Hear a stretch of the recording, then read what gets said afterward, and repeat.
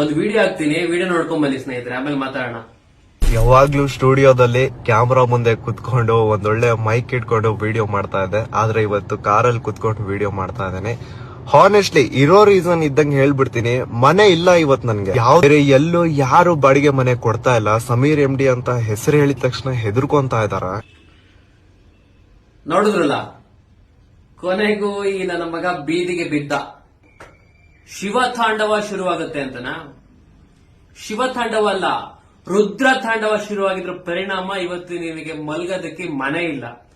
ಸಾವಿರಾರು ವರ್ಷಗಳಿಂದ ಪುಣ್ಯ ಕೆಲಸವನ್ನ ಮಾಡ್ಕೊಂಡ್ಬಂದಂತಹ, ಧಾರ್ಮಿಕ ಚಿಂತನೆಗಳನ್ನ ಪಸರಿಸಿದಂತಹ, ಸಾಕಷ್ಟು ಜನ, ಲಕ್ಷಾಂತರ ಜನ, ಕೋಟ್ಯಾಂತರ ಜನಗಳಿಗೆ ಆಸರೆ ಆಗಿದಂತಹ, ಅನ್ನ ಹಾಕಿದಂತಹ ಕ್ಷೇತ್ರಕ್ಕೆ ಅವತ್ತು ನೀನು ಅವಹೇಳನ ಮಾಡಿ, ಅಪಹಾಸ್ಯ ಮಾಡಿ, ಅಪಪ್ರಚಾರ ಮಾಡ್ದಲ್ಲ, ಆ ಮಂಜುನಾಥ ಸ್ವಾಮಿಯ, ಅಣ್ಣಪ್ಪ ಸ್ವಾಮಿಯ ಶಾಪ ಇವತ್ತು ನಿನಗೆ ಮನೆ ಸಿಗ್ತಾ ಇಲ್ಲ, ಬೀದಿಲಿ ಮಲಗೋ ತರ ಆಗಿದೆ.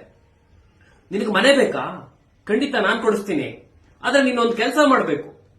ಇವಾಗೇನು ಈ ಮನೆ, ಕ್ಯಾಮ್ರಾ, ಇಲ್ದೆ ವಿಡಿಯೋ ಮಾಡ್ದಲ್ಲ, ಇದ್ಯಾಕೊಂದು ಚೆನ್ನಾಗಿ ಕಾಣಿಸ್ತಾ ಇಲ್ಲ, ಅಷ್ಟು ಚೆನ್ನಾಗಿಲ್ಲ ನೋಡೋದಕ್ಕೆ.